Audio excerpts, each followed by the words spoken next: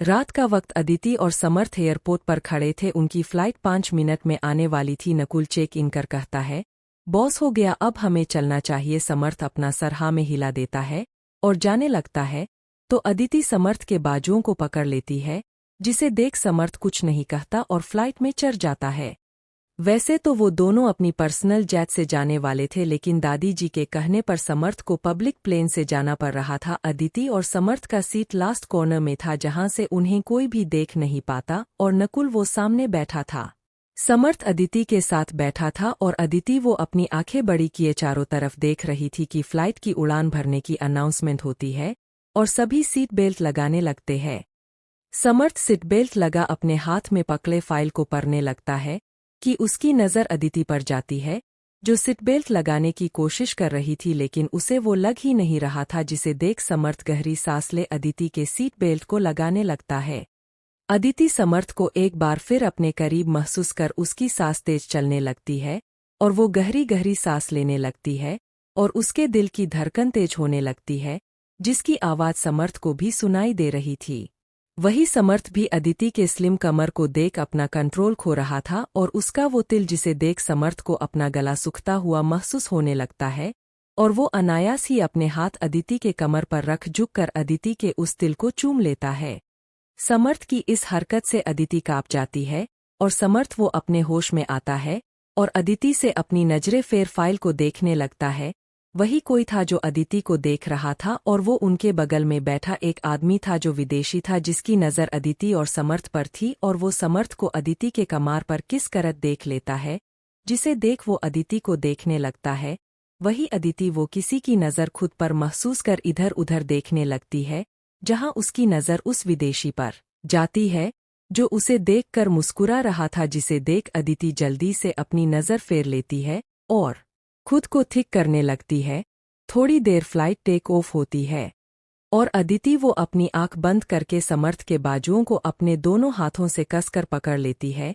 हमें डर लग रहा है, कहीं ये और हम गिर गए तो हम सब मर जाएंगे। नहीं नहीं, हम मरना नहीं चाहते। अगर तुम ऐसे ही पागलों वाली हरकत करोगी तो तुम्हें खिड़की के बाहर फेंक दूंगा, इसलिए चुपचाप बैठी रहो। अदिति के बेवकूफ़ी भरी बात सुन समर्थ अपने अपने दांत पिसते हुए कहता है।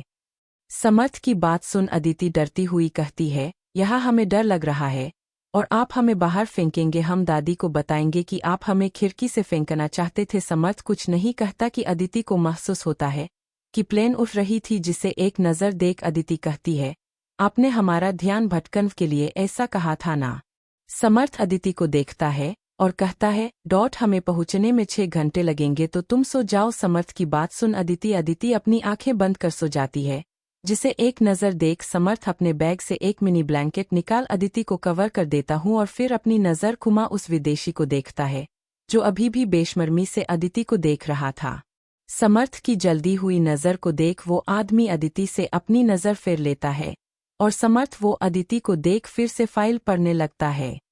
6 घंटे के लंबे सफ़र के बाद फ्लाइट यूएस लैंड होती है और समर्थ वो अदिति को देखता है, जो अभी भी सो रही थी, जिसे देख समर्थ गुस्से में कहता है, अब क्या तुम सोती रहोगी या फिर उठोगी भी। समर्थ के ऐसे उठने पर अदिति हदबदा कर उठ जाती है और समर्थ को देख कहती है, क्या हम पहुंच गए। समर्थ अपने दांत पीस कर कहता है, नहीं, अभी पाताल लोक में जाना है। अभी टाइम है। उसके लिए अदिति मुँह बना समर्थ को देखती है और उठकर देखती है तो वहाँ कोई नहीं था। तो अदिति अपने कपड़े ठीक कर कहती है, अब चलिए, क्या यहीं पर रहना है आपको। समर्थ अदिति घूर कर देखती है तो अदिति बस हल्का सा मुस्कुरा देती है और वो बाहर आते हैं, जहां नकुल पहले से कार के पास खड़ा था। वह लोग कार में बैठ वहां से निकल जाता है।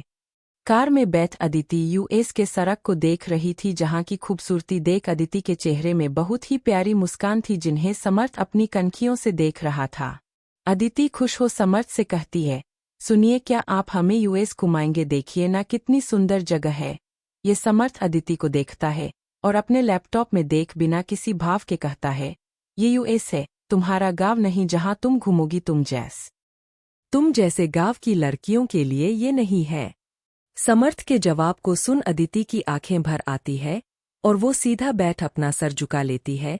जो कुछ देर पहले अपने चेहरे में चमक लिए सब कुछ देख रही थी, अब उसके चेहरे में उदासी छा गई थी, लेकिन समर्थ को कोई फर्क नहीं पड़ता। वही नकुल वो अदिति को देख अपने मन में कहता है, बॉस कितने क्रूर है। मिस कितनी खुश थी लेकिन इस राक्षस को देखा नह गयाई, बेचारी मिस को नाराज कर दिया। कुछ ही देर में उनकी कार एक बांग्लो के सामने रुकती है। समर्थ कार से बाहर निकलता है तो दिति भी बाहर आती है और उस बंगले को देखती है जो सफ़ेद संगमरमर से बना हुआ था, जो बहुत ही खूबसूरत था।